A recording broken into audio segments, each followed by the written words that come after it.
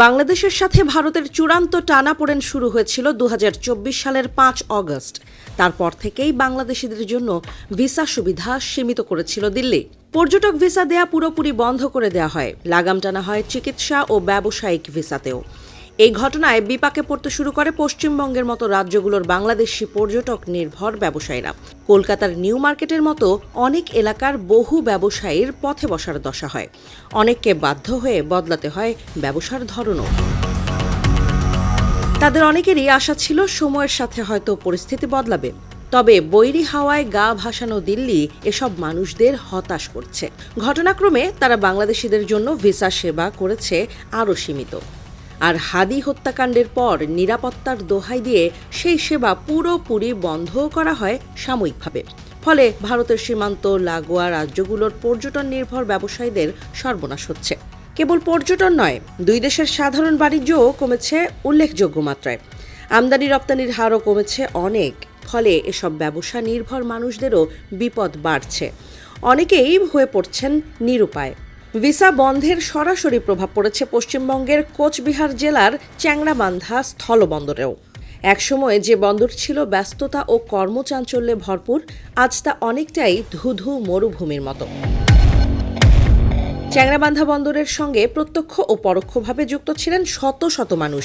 কেউ বাংলাদেশি যাত্রীদের গাড়ির টিকিট কেটে দিতেন, কেউ আবার নির্দিষ্ট গন্তব্যে পৌঁছে দিয়ে কমিশন পেতেন। কেউ টোটোয় করে বাস স্ট্যান্ডে পৌঁছে দিতেন, আবার কেউ হোটেলে পৌঁছে দিয়ে হোটেল মালিকদের কাছ থেকে বকশিশ নিতেন। এই ছোট ছোট কাজেই চলত তাদের সংসার। কিন্তু ভিসা সীমিত হওয়ায় বাংলাদেশিদের যাতায়াত প্রায় বন্ধ হয়ে গেছে। ফলে কাজ হারিয়ে জীবিকা সংকটে পড়েছেন সীমান্ত এলাকার এসব মানুষ। চ্যাংড়াবান্ধার ট্রাভেল ব্যবসায়ী অভিজিৎ সাহা স্থানীয় সংবাদপত্র এই সময়কে বলেন, যদি ভারত সরকার আবার ভিসা বন্ধ করে দেয় তাহলে ব্যবসা পুরোপুরি বন্ধ হয়ে যাবে। যাও কিছু মানুষ আসছিল সেটাও আর আসবে না। একই আশঙ্কা গাড়ি ব্যবসায়ী আব্দুল তাহেরের কণ্ঠেও। তিনি বলেন, ভিসা দেয়া বন্ধ হলে আবার ব্যবসা লাটে উঠবে, সংসার চালানোই কঠিন হয়ে যাবে। সম্প্রতি ভারত সরকার সীমিত পরিসরে বিজনেস ভিসা দেয়া শুরু করায় কিছুটা স্বস্তি ফিরেছিল। ধীরে ধীরে ঘুরে দাঁড়াচ্ছিল স্থলবন্দরের ট্রাভেল ও পরিবহন ব্যবস্থা। কিন্তু নতুন করে কূটনৈতিক উত্তেজনায় আবারও অনিশ্চয়তার কালো মেঘ দেখছেন ব্যবসায়ীরা। এই সংকট শুধু সীমান্ত এলাকায় সীমাবদ্ধ নয়, কলকাতা ও আশপাশের শহরগুলোতে বাংলাদেশি পর্যটক নির্ভর বহু ব্যবসা প্রতিষ্ঠান ইতোমধ্যে বন্ধ হয়ে গেছে। Shopping mall, hotel, travel agency থেকে শুরু করে মেডিকেল ট্যুরিজম সবখানেই ভাটা পড়েছে। এমনকি একসময় পেঁয়াজ রপ্তানি বন্ধ হয়ে যাওয়ায় ভারতীয় ব্যবসায়ীদের যে হাহাকার দেখা গিয়েছিল, বর্তমান পরিস্থিতিকে অনেকেই তার সঙ্গে তুলনা করছেন। পরিসংখ্যান বলছে, স্বাভাবিক সময়ে প্রতি বছর প্রায় ১৫ থেকে ২০ লাখ বাংলাদেশি ভারতে ভ্রমণ করেন।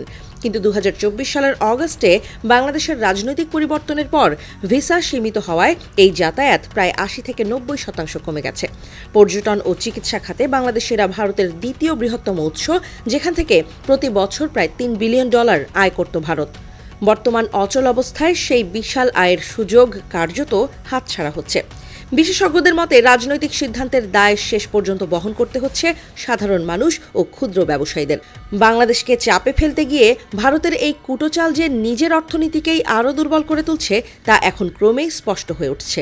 সীমান্তে দাঁড়িয়ে কর্মহীন মানুষদের চোখে সেই বাস্তবতার ছাপ স্পষ্ট।